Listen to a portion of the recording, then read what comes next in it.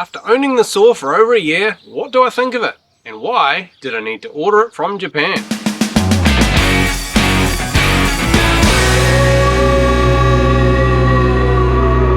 Hi, Len here. We've got a bit of a different job this week. We are replacing the floor in this tiny house, which has started to rot out, and I get to use this saw for its intended purpose. I'll also run you through the features, my experience, some of the drawbacks, and some of the extra wee bits that I bought for it and how they worked out. Let's crack on, eh?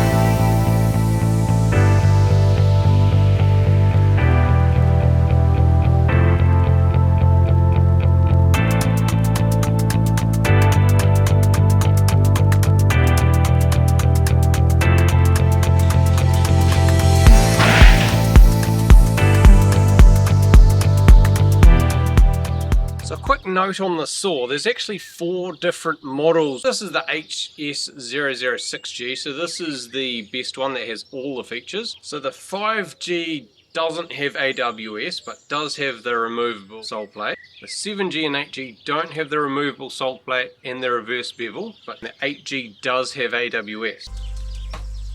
What I'm about to do is the whole reason why I bought the saw. So just over a year ago, just after I started working for Chris, I decided to re-level my kitchen floor in preparation for getting a new kitchen.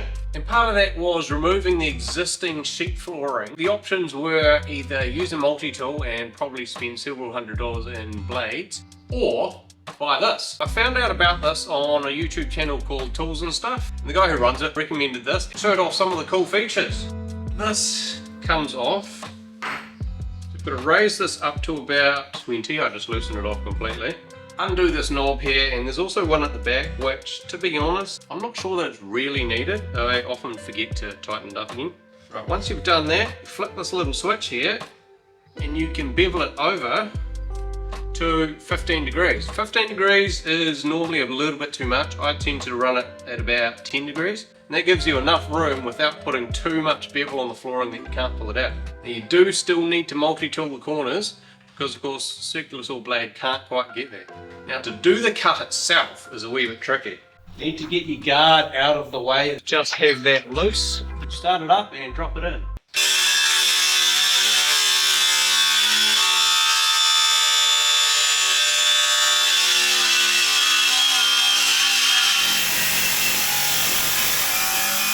And there you have it. Something like this, it probably doesn't save a lot of time, but I had that whole kitchen dining area cut out in about 15 minutes, whereas it would have taken me hours to do with a multi-tool. You might have seen in a few of my other videos, just got dust all over me. I use this quite a bit. I use it for purlins because it's just a lot easier when you're climbing around on a roof.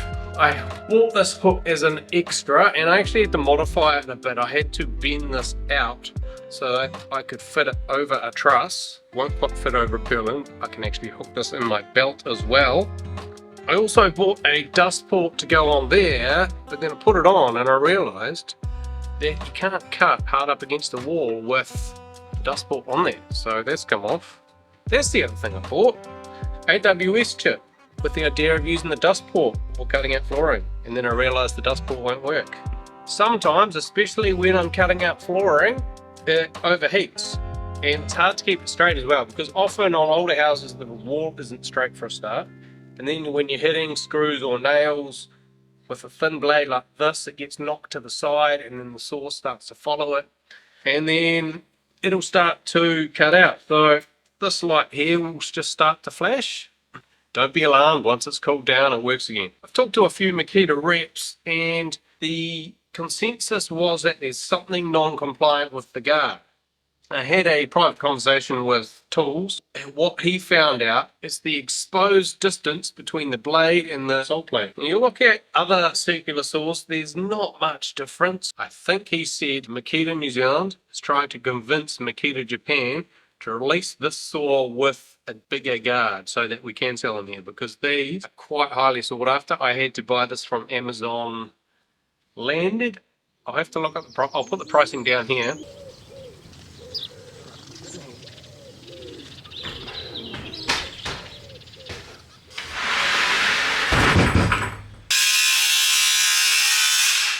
I just tried cutting that flooring and this blade's cooked. There's a bent tooth on it, so it keeps pulling off to the side. It's a good chance to replace it. A quick note on these blades is you cannot, as far as I know, buy them in New Zealand. So I buy these a few at a time from Amazon. I bought 2 last time and it worked out at about 40 New Zealand dollars. It's not terrible. They are pretty good blades, considering I've abused this one for over 6 months. I think I used it for flooring first when we did that ring foundation. It was a new blade then, I think, and I accidentally left it on. Never mind. So these ones, I think this blade's what came with it. It's a 35 tooth. Couldn't find any coarser tooth ones. There we are. Look at this. 1, 2, 3, 4, 5 teeth.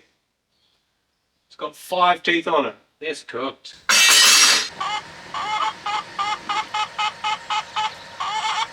Alright, time to cut some blocking.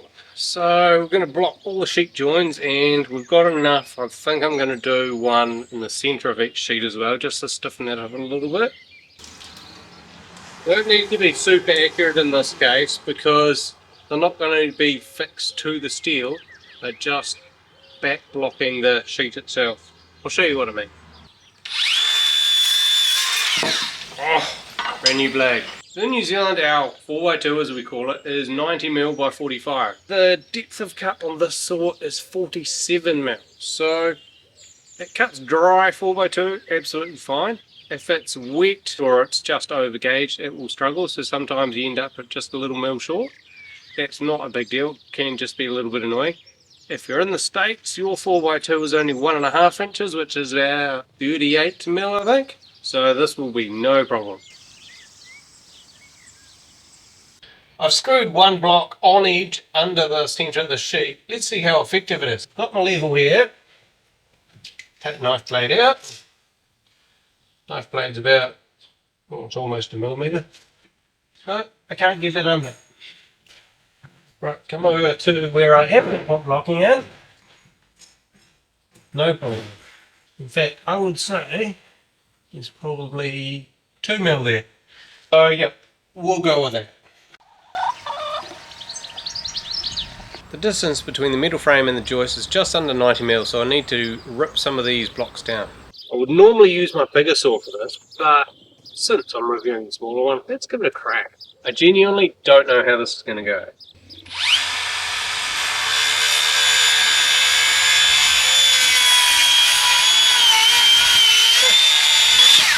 That's not even a high speed.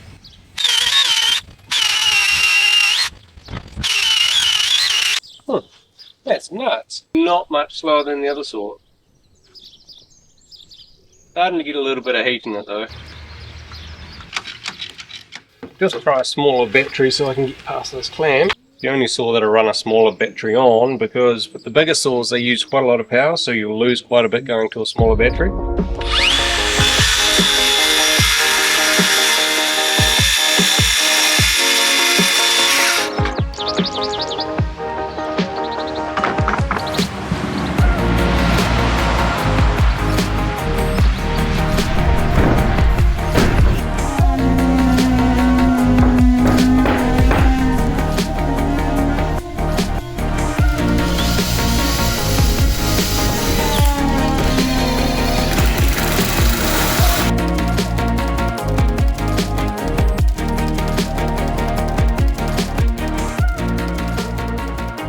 James showed me this trick this morning. Didn't even realise you could do that. So you can stand it up on the battery. Comes in handy for when I need to check the offset.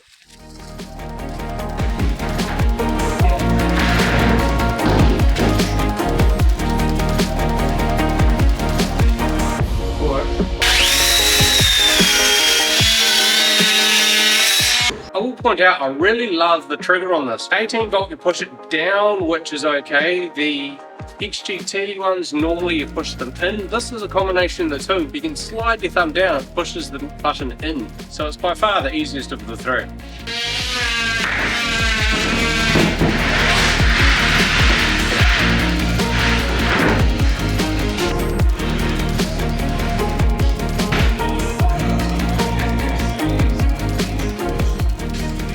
The plywood flooring is down, so now we can start putting the floating floor back on. Unfortunately, some of it did get damaged when we took it out, so we'll need a couple more boxes.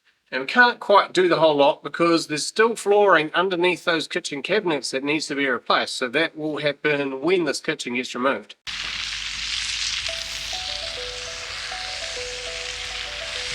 I've actually done a full video on installing a floating floor before. I'll link up one of these sides, I forget which side. Basically, you need an expansion gap around the outside, and to cut it, if you're going to use a circular saw to cut your flooring, is cut it upside down so the blade is cutting up, and I also turn the speed down.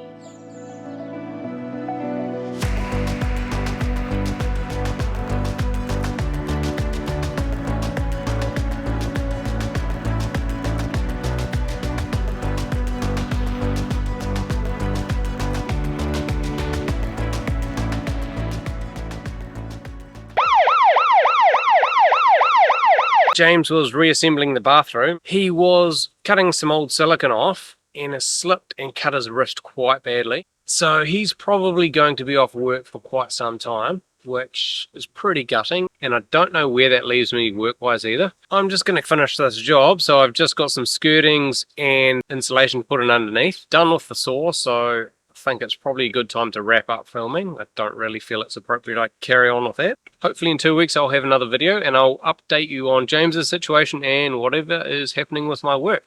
See you then. Cheers.